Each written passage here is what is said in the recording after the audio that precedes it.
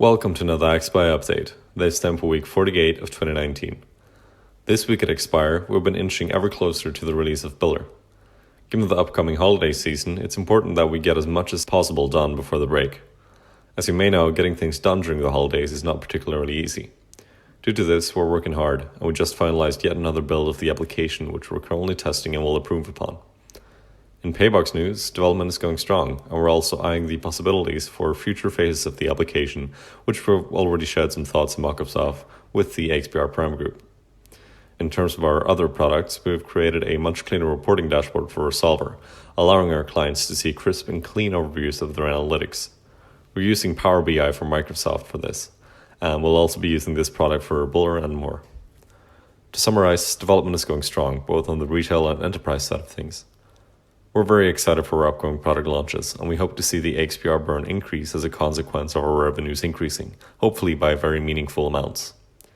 Stay tuned for more news, and if you want sneak peeks and previews, definitely consider joining the Prime Group at hodl.axpire.io, soon to be ported over to hodl.axpire.com, given our website redesign.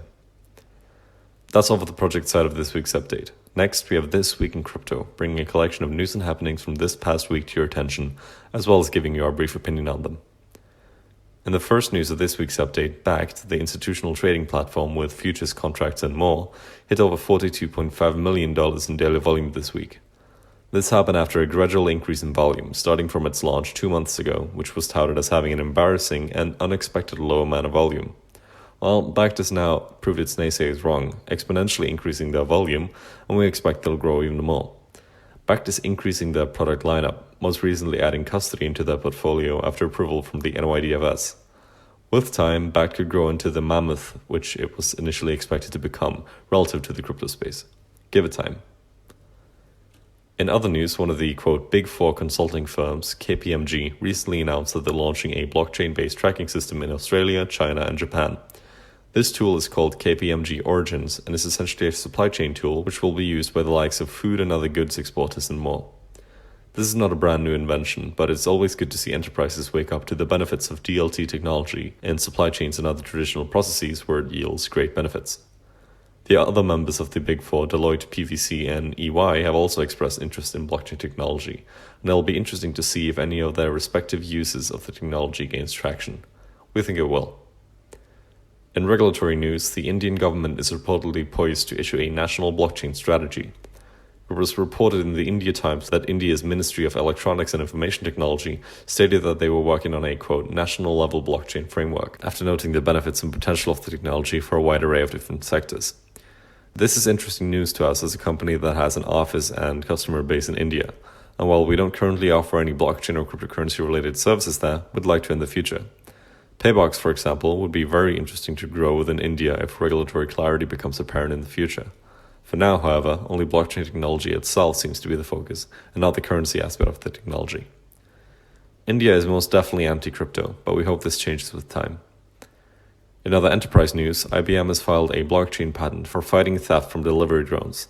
Their patent outlines an IoT system which will track the height at which a delivery drone is flying, regularly logging their altitude into a blockchain-based system.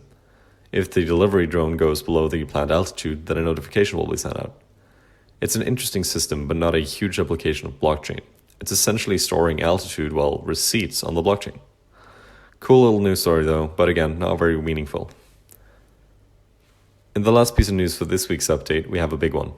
An American citizen and research scientist for the Ethereum Foundation, Virgil Griffith, was arrested by US authorities for allegedly helping the North Korean state avoid sanctions through the use of blockchain technology.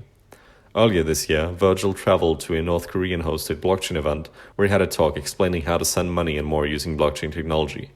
He was apparently approached by North Korean nationals for more in-depth questions as well, which he allegedly answered in full to the effect of helping avoid US sanctions. Virgil Griffith claims that the information he provided was 100% available online and not something of an expert opinion, so to speak.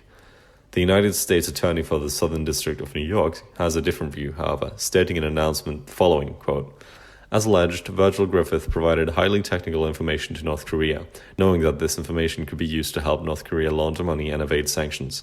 In allegedly doing so, Griffith jeopardized the sanctions that both Congress and the President have enacted to place maximum pressure on North Korea's dangerous regime. The arrest has sparked varied reactions from the crypto space, with many taking sides. Some backed Virgil, stating that if he did the alleged action, then he'd be right to do so given that sanctions are, as explained by them, only hurtful to the citizens of a regime and not the regimes themselves. Others state that he was a fool to go and that he should have known better than to help a regime hostile to the United States, even if the information explained was available online. The Ethereum Foundation itself came out with a statement explaining that he was acting on his own volition and not as a part of the foundation. It's an interesting story which will continue to follow. Chances are that Griffith will be facing a tough legal battle if he decides to fight. It's not easy to battle against cases based on national security and the like. We'll keep you all updated as the story develops. That's all for this week's update. Thank you.